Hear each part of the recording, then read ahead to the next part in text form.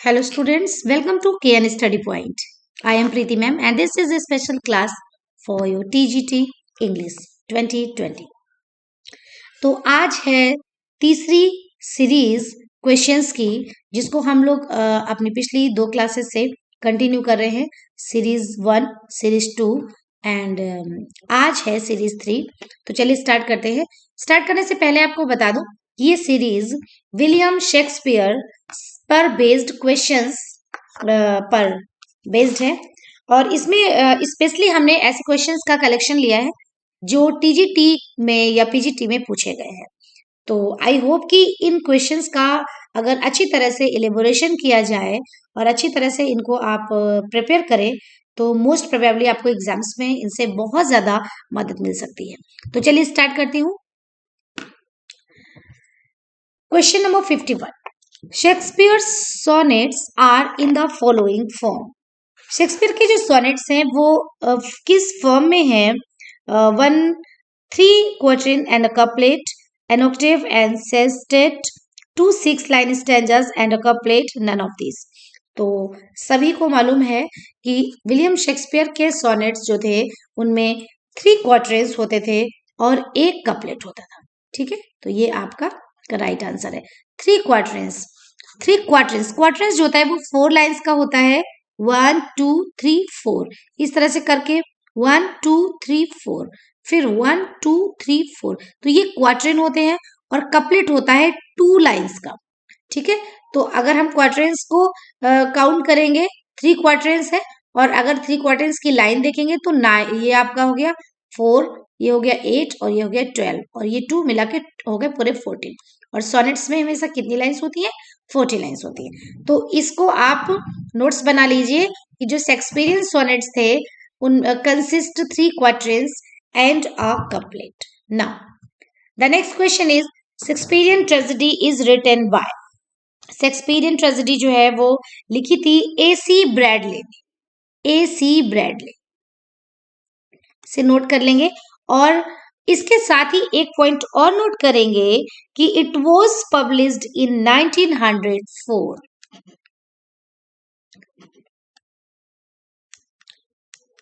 It was published in 1904 1904 में। ठीक है, तो ये जरूर आप नोट डाउन करेंगे। शेक्सपियरियन ट्रेजेडी डैश बना के लिखेंगे AC ब्रैडले 1904 में लिखी थी AC ब्रैडले ने शेक्सपियरियन ट्रेजेडी। और इस बुक के बारे में खास बात यह है कि this book ranks one of the greatest works of Shakespearean criticism of all time. जितने भी शेक्सपियरियन क्रिटिसिज्म है उनमें ये बुक 1 रैंक रखती है, यानी फर्स्ट रैंक रखती है। ठीक है, नेक्स्ट और एक बात है कि इसमें जो है 10 लेक्चर्स थे, तो अपने 10 लेक्चर्स में जो ब्रैडले थे उन्होंने क्या प्रोवाइड किया था? Study of the 4 great tragedies. जो विलियम शेक्सपियर की 4 ग्रेट ट्रेजेडीज थी, हेमलेट, ओथेलो, किंग लियर और मैकबेथ, तो उन 4 ट्रेजेडीज का एक स्टडी प्रोवाइड किया था। ये शेक्सपियरियन क्रिटिसिज्म का सबसे ग्रेटेस्ट वर्क है, उसका नाम है शेक्सपियरियन ट्रेजेडी, जो कि किसने लिखी थी? AC ब्रैडले ने। ठीक है, और it was published in 1904। Now trace in the following list. Trade लिख गया है यहाँ पे गलती से, इसको ट्रेस होना चाहिए, बट इसको सही कर लेंगे। ठीक है, इसको ट्रेस कर लेंगे, TRACE। ठीक है, C है ये। Trace in the following list the play which does not belong to the category to which the rest do. अब इनमें हमें देखना है कि कोई 3 तो है वो एक ही कैटेगरी से बिलोंग करे, बट कौन सा बाकी से बिलोंग नहीं कर रहा है वो कौन सा है? Very simple answer, Othello, King Lear और हेमलेट। ये 3 जो है वो क्या है? ट्रेजेडी है। यहाँ पे ओथेलो, किंग लियर और हेमलेट। ठीक है, तो जो टेम्पेस्ट है, टेम्पेस्ट उसको एक्चुअली बोलते हैं शेक्सपियर की फर्स्ट फोलियो एज कॉमेडी। ठीक है, एक्चुअल में टेम्पेस्ट के बारे में आप नोट करेंगे कि the Tempest is a difficult play to categorize. इसको कैटेगराइज करना अपने आप में थोड़ा डिफिकल्ट है, although it ends in a wedding, क्योंकि जो आपकी ट्रेजेडी होती है उसकी एंडिंग हमेशा डेथ में होती है, डूम में होती है, ठीक है, किसी न किसी प्रकार की कैलेमिटी होती है, उसमें वेडिंग नहीं दिखाते हैं, क्योंकि वेडिंग से जब एंड होता है तो that's a sign of comedy. तो ये जो द टेम्पेस्ट है इसकी जो एंडिंग होती है that it ends in a wedding and this might be defined as a comedy, तो इसलिए इसको कॉमेडी भी कहा जाता है। तो इसको कहा जाता है actually classified in Shakespeare's first folio as comedy, ठीक है। तो ओथेलो, किंग लियर और हैमलेट ये तीन एक कैटेगरी में है। तो जो the Tempest does not belong to the category to which the rest to. तो आंसर नंबर, ऑप्शन नंबर हो जाएगा यहाँ पे D, this is the right answer. तो इसके बारे में आपको टेम्पेस्ट तो आपने पढ़ा ही है, लेकिन टेम्पेस्ट में खास बात लिख देने कि इसकी जो एंड्स है, जो इसका एंड होता है वो किससे होता है, वो वेडिंग से होता है। इसका जो एंड है वो वेडिंग से होता है। इसे आपको ये बात याद रहेगी कि अगर वेडिंग से एंड हो रहा है तो इसको हम जो प्योर ट्रेजेडी नहीं कहेंगे, क्योंकि ये ट्रेजेडी के साथ साथ कॉमेडी भी है और इसको फर्स्ट फोलियो कॉमेडी ही कहा माना गया है। Next question, Sherlock is a character, Sherlock एक कैरेक्टर है इन शेक्सपियर, शेक्सपियर के किसमें, तो बहुत ही ज्यादा फेमस कैरेक्टर है ये, आप सभी जानते हैं, मर्चेंट ऑफ वेनिस का, ठीक है, मर्चेंट ऑफ वेनिस का बहुत फेमस कैरेक्टर है शार्लॉक। अब शार्लॉक से रिलेटेड, या मैं बोलती हूँ कि मर्चेंट ऑफ वेनिस से रिलेटेड जो पॉइंट आपके एग्जाम में पूछे जा सकते हैं वो ये है कि in the merchant of Venice Sherlock is a stereotyped Jewish merchant. तो ये बहुत पूछा जाता है कि शार्लॉक एक मर्चेंट तो था, लेकिन उसका मर्चेंट में ये पूछा जाता है कि वो ज्यूइश था।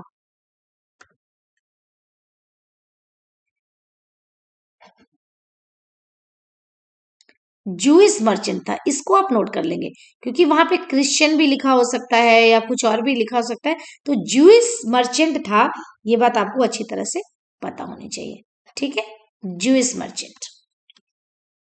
दूसरी बात, जो शार्लॉक था वो एग्जाम्प्लीफाई करता है बहुत सारे निगेटिव कैरेक्टर ट्रेड्स को, जो कि हम दूसरों में अबॉर करते हैं और अपने आप में भी करते हैं, जैसे लालच है, ग्रीड, जेलसी।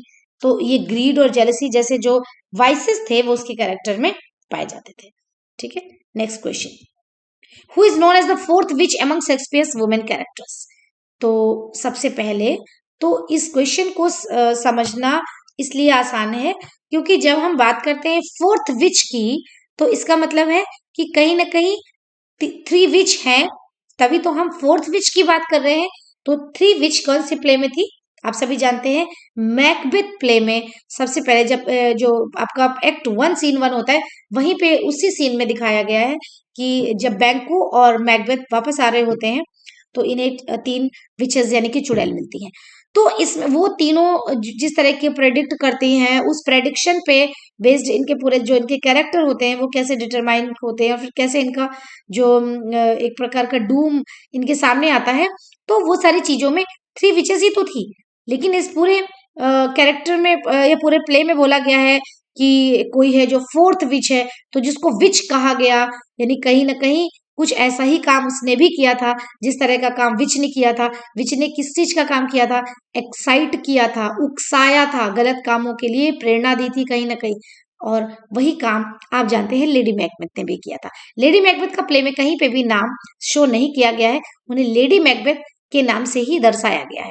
तो लेडी मैकबेथ को चौथी चुड़ैल कहा गया है अमंग शेक्सपियर्स वुमेन कैरेक्टर्स। चौथी ही क्यों कहा गया है, क्योंकि इस प्ले में ऑलरेडी थ्री विचेस थी और इनका जो कैरेक्टर था लेडी मैकबेथ का वो भी उनसे कम नहीं था। जिस तरह से उन्होंने बहुत ज्यादा प्रोवोक किया था, उकसाया था, उसी प्रकार से लेडी मैकबेथ ने भी बहुत ज्यादा उकसाया था अपने हस्बैंड मैकबेथ को। तो क्वेश्चन आएगा who is known as the fourth witch among Shakespeare's women characters, तो लेडी मैकबेथ। आंख बंद करके आप टिक लगाएंगे, Lady Macbeth is the right answer, ठीक है। चलिए next question, one of the characters of Shakespeare has been called the fourth witch. देखिए ये क्वेश्चन आपका फिर से रिपीट हुआ है, कुछ रिपीटेड क्वेश्चन है। One of the characters of Shakespeare, Shakespeare के कैरेक्टर्स में कौन सा फोर्थ विच कहलाता है, this is very simple answer, lady Macbeth. ठीक है, फिर से एक बार आ गया, आप इसको आप नोट कर लेंगे अपनी कॉपी में कि लेडी मैकबेथ को ही फोर्थ विच कहा गया है। क्यों कहा गया है ये मैंने आपको बताया है। ठीक है, और नेक्स्ट क्वेश्चन है, who has spoken the following words in Shakespeare's Macbeth. तो यहाँ पे जो वर्ड्स है, सॉरी यहाँ पे एक ऑप्शन मिस हो गया है, हु हैज बीन स्पोकन, यहाँ पे एक ऑप्शन मिस हो गया, सॉरी। इस क्वेश्चन को मैं यहीं पे स्किप करती हूँ, इसको मैं अपनी अगली वीडियो में आपको समझाऊंगी। नेक्स्ट की तरफ चलती हूँ। विच play of Shakespeare opens with the line if music be the food of love, play on. कौन सा प्ले है विलियम शेक्सपियर का जो इन लाइन से स्टार्ट होता है, कि मतलब जो प्ले है उसकी स्टार्टिंग यानी कि एक्ट 1 सीन 1 की स्टार्टिंग इन्हीं लाइन से होती है, if music be the food of love, play on. अगर म्यूजिक ही, अगर संगीत जो है वो प्रेम का भोजन है तो मुझे और दो और दो और दो। तो इस तरह का जो एक कैरेक्टर है वो ट्वेल्थ नाइट कॉमेडी में है, ट्वेल्थ नाइट का पहला सीन है यहाँ पे आप, और ये कौन कहता है आपको याद होगा, ड्यूक ऑफ ऑर्सिनो कहता है इसको। ठीक है, ड्यूक ऑफ ऑर्सिनो ने कहा था।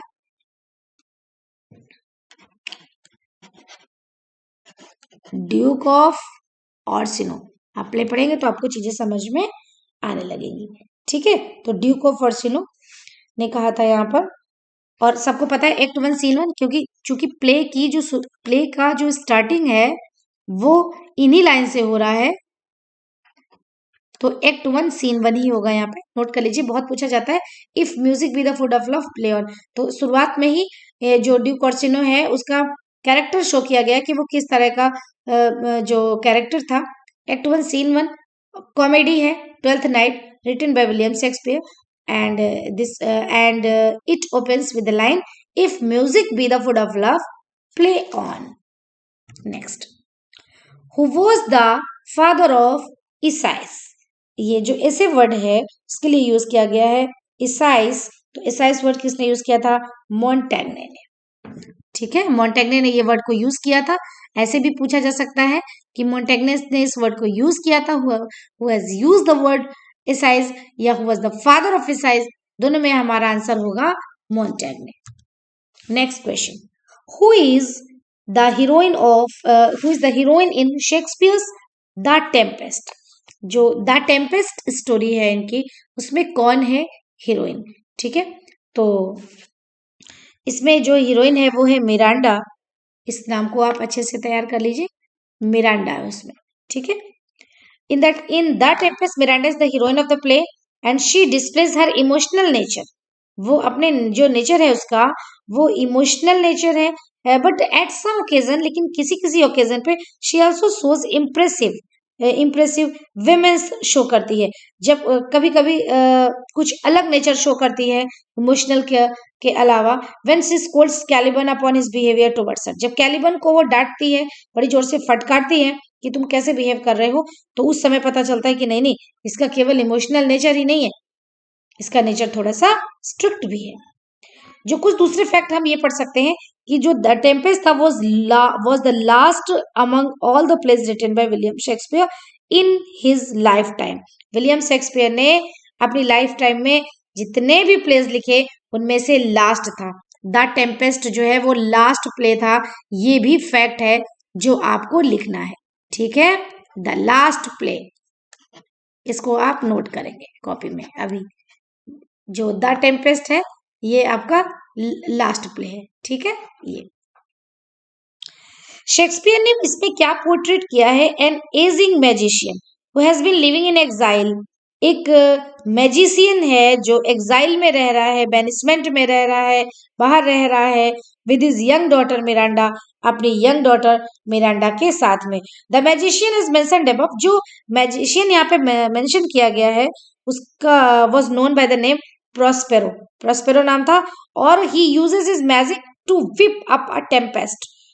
वो एक टेम्पेस्ट वैसे तूफान को बोलते हैं, उसको विप अप करने के लिए मैजिक का यूज करता है, to shipwreck the man responsible for his banishment, वो सोचता है जिस व्यक्ति ने मुझे बेनिशमेंट दिया है, मुझे देश निकाला दिया है, वो उस जहाज में यात्रा कर रहा है, मैं एक ऐसा टेम्पेस्ट पैदा करूं, क्रिएट करूं अपने मैजिक से कि वो जहाज ही डूब जाए और वो व्यक्ति मर जाए।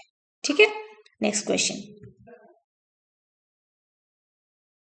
ओ Julius Caesar thou art mighty yet, कि ओ जूलियस सीजर तुम अभी भी शक्तिशाली हो। तो जूलियस सीजर तो शक्तिशाली था ही, लेकिन अगर हम किसी से कह रहे हैं कि तुम अभी भी शक्तिशाली हो, इसका मतलब अभी भी क्यों बोल रहे हैं कि वो तो ऑल टाइम था, क्योंकि कोई भी व्यक्ति आफ्टर डेथ पावरफुल नहीं होता है, क्योंकि आफ्टर डेथ बॉडी ही नहीं होती है। तो यहाँ पे जूलियस सीजर के डेथ की जब डेथ हो गई थी, उसके बाद भी जब उसका प्रभाव देखा जा रहा था, तो यहाँ पर एक स्टेटमेंट आता है, उसमें पूछा जाता है कि Julius Caesar, O Julius Caesar thou art mighty yet, तुम अभी भी इतने शक्तिशाली हो। Thy spirit walks abroad and turns our sword in our own proper interest, तुम्हारी आत्मा अभी भी टहलती है और हमारी ही तलवारों को हमारी ही अंतड़ियों में घुसा देती है। यानी ऐसा लगता है जैसे तुम्हारी आत्मा ये कर रहे हो, हमारी अपनी ही तलवारें, हमारी अपनी शॉर्ट टर्न होती हैं और हमारे ही ओन इंटरेस्ट में घुस जाती हैं। तो इसका मतलब है कि तुम मरने के बाद भी बहुत शक्तिशाली हो। तो इससे पूछा गया है, read the following lines and answer the question that follows it. Question क्या था, what is the essence of this statement, इस स्टेटमेंट का क्या एसेंस था। Brutus was too mighty, no, it can not be right answer because Brutus is not mentioned here, यहाँ पे Brutus को mention नहीं किया गया है। ठीक है, तो ये तो आपका हो गया रॉन्ग, ये तो आपका रॉन्ग है। एंटोनी वॉज माइटी, यहाँ पे एंटोनी की बात भी नहीं की गई है। Caesar was mighty even after his death and this is the most appropriate and correct answer. ठीक है, Caesar was mighty even after his death, अपनी मृत्यु के बाद भी सीजर माइटी था, यानी शक्तिशाली था। Who states these words for Shakespeare, किसने इन वर्ड्स को यूज किया है विलियम शेक्सपियर के लिए। Soul of the age, the applause, the delight, the wonder of a stage, ये किसी क्रिटिक ने कहा है इनके बारे में। टीजीटी 2003 में ये क्वेश्चन पूछा भी गया था कि सोल ऑफ द एज, पूरी एज यानी एक एरा की बात की जा रही है यहाँ पे, उस पूरे एरा पूरे एज की सोल हो तुम, इतना जो इतना बड़ा एक उनको टैग दे दिया, सोल ऑफ द एज। तो ये विलियम शेक्सपियर के लिए कहा गया है, बट किसने कहा था ये बात, तो ये बात कही थी उन्हीं के कंटेम्परेरी ने, यानी कि बेन जॉनसन ने। Ben Jonson was contemporary of William Shakespeare. ठीक है, सभी बच्चे इसको लर्न कर लेंगे, Ben Jonson is the right answer. Next, Macbeth sees the ghost of, Macbeth देखता है किसका भूत देखता है, तो जो मैकबेथ था उसने उसी का भूत देखा था जिनके सामने प्रेडिक्शन हुई थी। ठीक है, तो वो प्रेडिक्शन जो थी वो बैंकों के सामने हुई थी, क्योंकि मैकबेथ और बैंको वहीं पे दो थे, तो बैंकों का जो घोस्ट था वो मैकबेथ ने देखा था और देखकर वो कुछ घबरा भी गया था। मैकबेथ जो है वो अर्ली टाइम में लिखी गई थी, 1600 लगभग 6 में, और इसका प्रोमिनेंट कैरेक्टर जो है वो मैकबेथ है खुद। प्ले का नाम भी मैकबेथ, जैसे कि प्ले के नाम से ही पता चल रहा है, प्ले का नाम मैकबेथ है।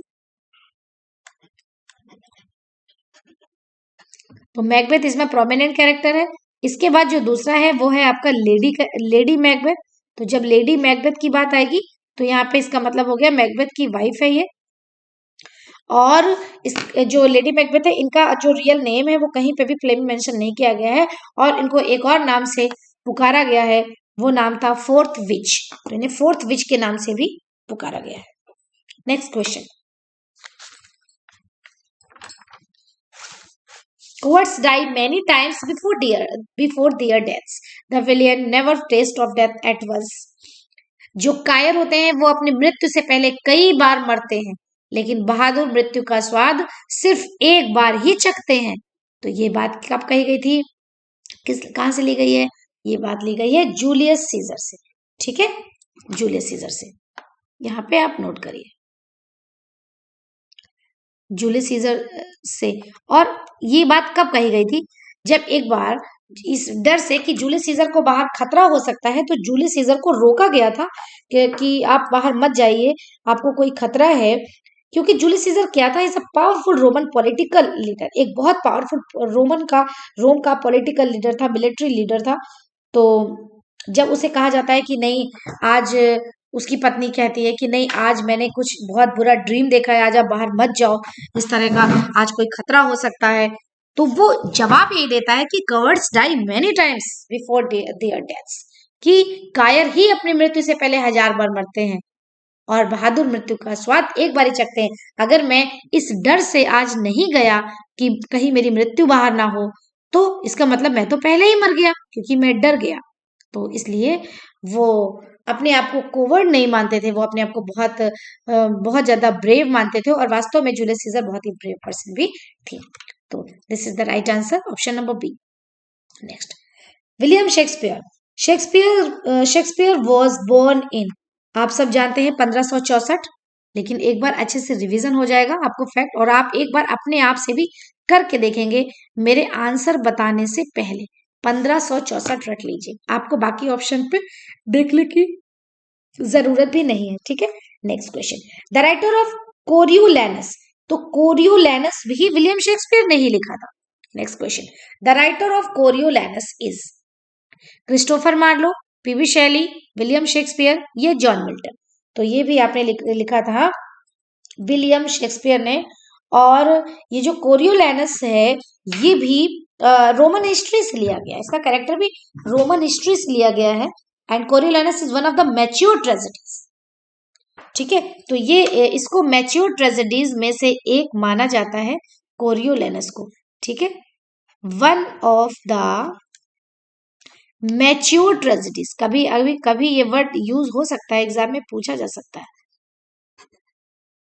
One of the mature tragedies, ठीक है। तो इसको अच्छी तरह से आप, और दूसरी चीज कहां किससे ये रिलेटेड है?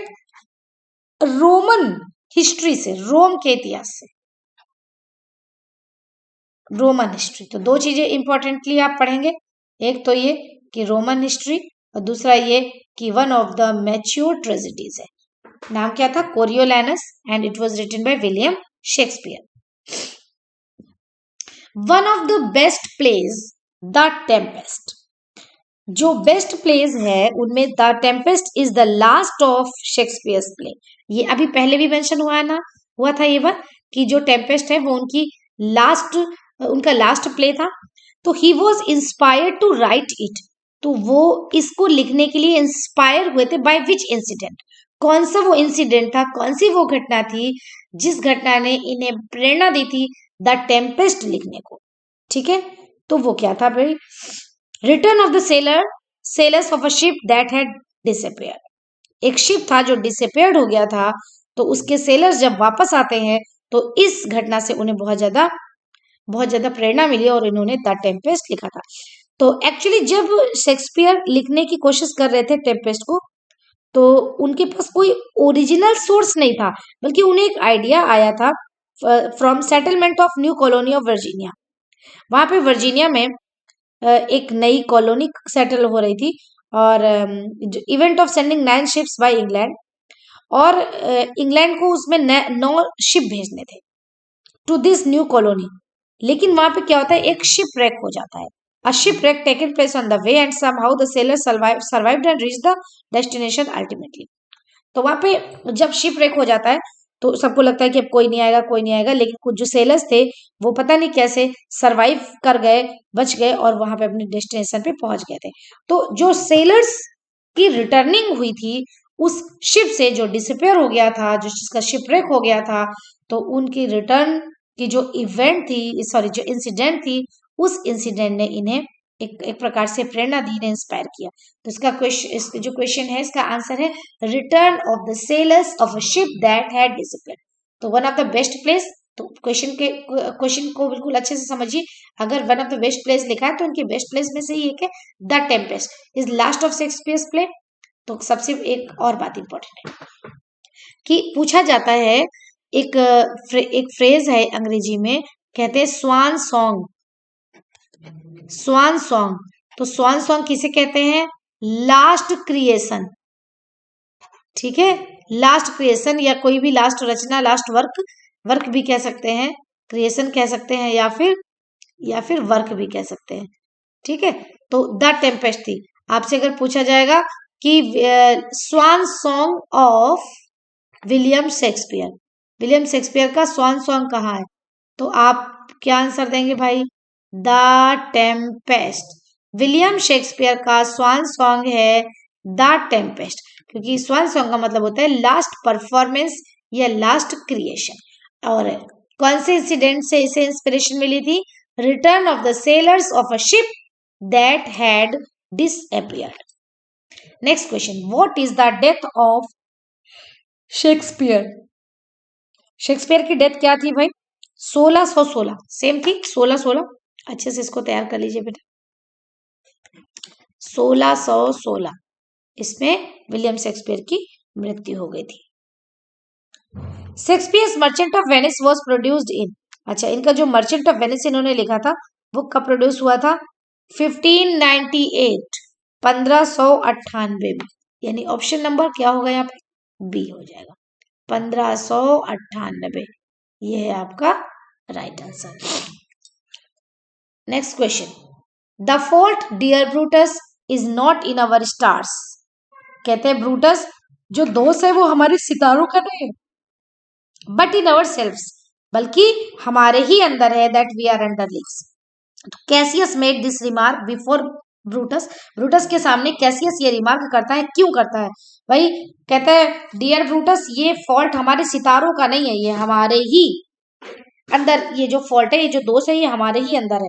ऐसा स्टेटमेंट ब्रूटस के सामने कैसियस ने कहा, स्टेटमेंट दिया, क्यों? देखिए, पहला है ही लव्स ब्रूटस, वो ब्रूटस को लव करता है, and wanted to see him on the top. तो आप सभी समझ जाइए कैसियस यहाँ पे जो वो बहुत ही निगेटिव शेड लिए हुए किरदार है, और कैसियस किसी से लव नहीं करता था, वो सबसे नफरत ही करता था। तो ही लव्स ब्रूटस, ये ऑप्शन आपका रॉन्ग है। दूसरा है he hates Brutus and wanted to kill him, तो कि वो ब्रूटस से नफरत करता था और उसको मारना चाहता था, तो ऐसा भी नहीं है। He hates Caesar and wanted to kill him, वो सीजर को से बहुत नफरत करता था और उसको मारना चाहता था। और he was jealous of growing power of Caesar and wanted to incite Brutus against Caesar, this is the right answer. वो जो था आपका कैसियस, वो जूलियस सीजर की जो ग्रोइंग पावर थी, जो बढ़ती हुई पावर थी, उससे बहुत ज्यादा जेलस फील करता था, जलता था कि इतना इसका पावर क्यों बढ़ रहा है, एंड वांटेड टू इंसाइट, और वो चाहता था कि मैं तो नहीं कर सकता, बट कोई एक और आदमी हो जो खड़ा हो जाए जूलियस सीजर के खिलाफ। और खड़ा करने के लिए भी व्यक्ति हमेशा ऐसे फिगर को चुना जाता है जो पब्लिक फिगर होता है, इसे पब्लिक लोग बहुत पसंद करती है। ऐसा व्यक्ति अगर एक स्टेटमेंट दे दे तो वो स्टेटमेंट बहुत ही ज्यादा फेमस हो जाता है। तो ऐसा पर्सन था ब्रूटस। तो उन्होंने कोशिश की कि ब्रूटस को इंसाइट किया जाए, ब्रूटस को भड़काया जाए, किसके खिलाफ भाई? सीजर के खिलाफ, ठीक है, ब्रूटस अगेंस्ट सीजर। तो जो ऑप्शन नंबर डी है, this is the right answer. Now next question, recollect Romeo and Juliet and state the meaning of my life is my first डेब्ट। बहुत अच्छा क्वेश्चन है, टीजीटी 2003 में पूछा भी गया है। रिकलेक्ट, रोमियो एंड जूलियट को रिकलेक्ट करिए और इसका मीनिंग बताइए। माई लाइफ इज माई फर्स्ट डेब्ट, मेरी जो जिंदगी है, मेरा जो जीवन है, वो मेरे शत्रु का कर्ज है। फर्स्ट दुश्मन को बोलते हैं फर्स्ट, और डेब्ट्स माने कर्ज होता है। तो ऐसा क्यों कहा गया था? Because that he loved Juliet who was the daughter of the enemy of his family, क्योंकि वो एक ऐसी लड़की जूलियट से प्यार करता था जो किसकी बेटी थी? इनके पारिवारिक शत्रु, इनकी फैमिली के जो इनेमी थे, इनकी फैमिली के जो इनेमी थे, तो ये जो इनकी बेटी जूलियट थी वो उन्हीं से प्यार करती थी। इसके बाद नेक्स्ट क्वेश्चन है, who called Shakespeare an upstart crow? किसने बोला था भाई अप स्टार्ट क्रो? तो ये बोला था रॉबर्ट ग्रीने ने। शुरुआत की क्लासेस में मैंने आपको बताया भी था रॉबर्ट ग्रीने के बारे में, इन्होंने एन अप स्टार्ट क्रो बोला था। उनको कौवा बोला था विलियम शेक्सपियर को। तो रॉबर्ट ग्रीने का नाम अच्छी तरह से आप लोग याद रखेंगे। नेक्स्ट क्वेश्चन है, from from which play of Shakespeare is the following line taken? कौन से प्ले से ये लाइंस ली गई हैं? और कौन से प्ले ही नहीं बल्कि विलियम शेक्सपियर के कौन सा play? Life is a tale told by an idiot. जीवन एक कहानी है, वो भी किसके द्वारा कही हुई? मूर्ख के द्वारा कही गई। Full of sound and fury, खूब सारा साउंड है, खूब सारी फ्यूरी है, लेकिन वास्तव में कुछ भी नहीं है। तो ये जो है लाइन है वो किसके लिए, कौन से प्ले से ली गई है? तो ये ली गई थी मैकबेथ से। ठीक है। मैकबेथ जो है, जब उसको ये पता चलता है कि उसकी वाइफ की भी डेथ हो गई है, तो वो बहुत परेशान होता है। और इस समय एक्ट 5 चल रहा होता है, और उस सीन में वो ये शो करता है कि जिंदगी कुछ नहीं है बल्कि मूर्खों के द्वारा कही गई मात्र एक कहानी है। ठीक है। तो यहाँ पे सही आंसर आपका हो जाएगा Macbeth.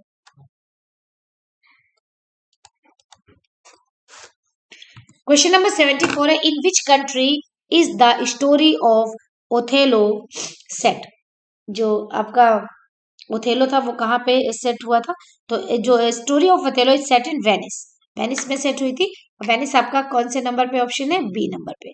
This is the right answer. ठीक है, Venice is the right answer.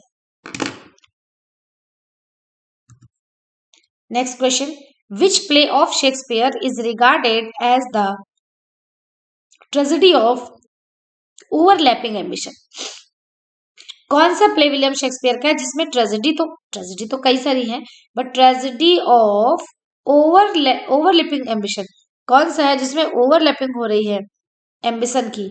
कि एक एम्बिशन है, फिर उसके बाद उससे ज्यादा एम्बिशन है, फिर किसी अन्य व्यक्ति का एम्बिशन लगा हुआ है। तो ऐसी घटना सिर्फ और सिर्फ मैकबेथ में ही घटी है। ठीक है। तो मैकबेथ यानी ऑप्शन नंबर बी, इसको आप टिक कर लीजिए। आई होप कि आपको क्लास अच्छी लगी होगी। आज आपकी 75 तक है। आपकी जो 4th सीरीज होगी वो कल होगी, उसमें 76 to 100, इसके बाद 100 क्वेश्चन की ये सीरीज कंप्लीट हो जाएगी।